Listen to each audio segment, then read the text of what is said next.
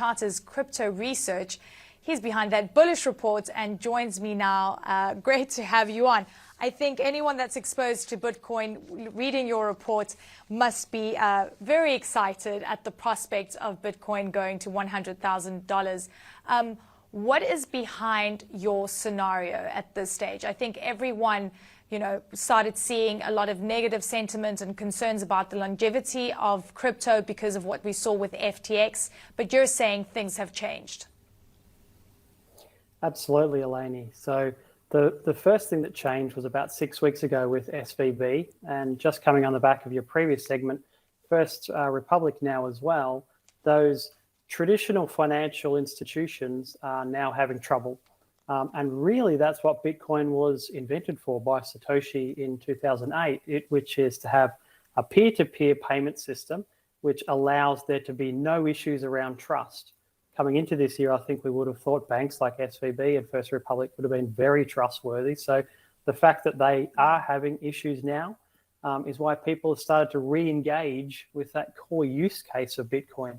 Very importantly, that's now seen us go roughly from 20,000 to 30,000, and that then starts to reopen some other more positive potential stories for Bitcoin. Miners are much more profitable now. I estimate the average mining cost is about $15,000 for the large US listed miners. And so when we got down to 15,000 last November, there was a big risk that they could have been selling a lot of coins down there. Yeah. So now we're up at 30,000 roughly. That takes that risk away. It's fascinating to actually see that certain events within the traditional banking space, again, spurring interest and excitement around Bitcoin and its viability. But the reputational damage that we saw with FTX, and frankly, the pain that people felt with FTX, has that, do you think, dissipated? Do you think that we're sitting in a scenario where exchanges are prepared for any type of scenario similar to an FTX? So actually on the FTX point, what happened there is that trust in centralized exchanges has been thrown into question. Yeah? So we now have a situation where centralized exchanges are less trustworthy than they were before.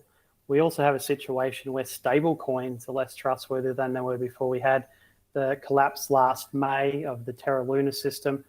We also had over the SVB weekend, the second largest stablecoin, USDC, depegged for a few days. And so because of that, within the crypto ecosystem, money is seeking that truly safe home, which is Bitcoin. It was the first on the market 15 years ago, and it steps away from those traditional financial banking and, quite frankly, centralized exchange type issues. Yeah, really fascinating. I think, a lot of people would say that it's still a big risk. And one of the reasons that things could change is the regulatory environment, right? We don't really know on the regulatory front how that could impact the crypto space and de facto, obviously, Bitcoin. What is your prognosis on this and what are you expecting? So I expect regulation to be positive for the sector when it comes through. So just last week in the EU, they passed the new regulation there. That's the first of its kind globally. In the UK, we've had some very constructive noises out of the Bank of England as well. So Europe is kind of leading the way on regulation now. And the important component to think about for regulation is that will allow institutional type money, so pensions, etc., that we all hold globally, to invest in crypto assets. And then over time, that'll probably see, as well as inflows, that'll probably see volatility come lower.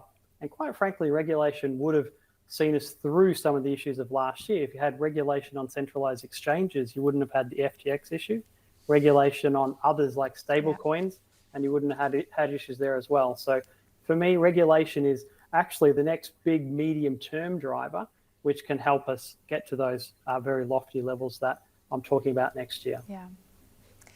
You spoke about digital coins and, of course, stable coins as well. What is the outlook for that segment of the market versus a Bitcoin?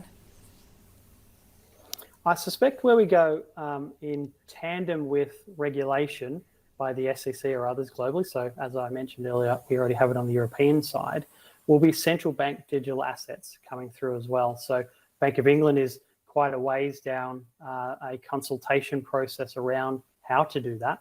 And I suspect medium term, they become, let's call them the safe asset within a digital asset ecosystem.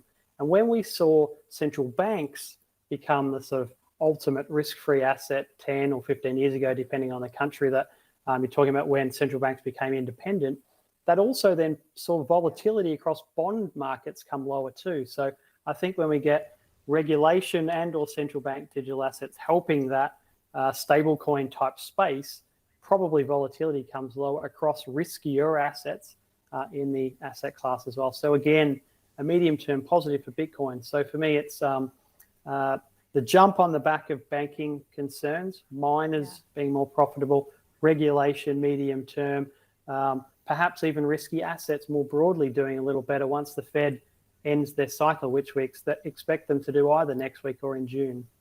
Yeah. Geoff Kendrick, thank you so much for that update. I'm sure we'll be speaking a lot between now and the $100,000 mark. Thank you so much for your time.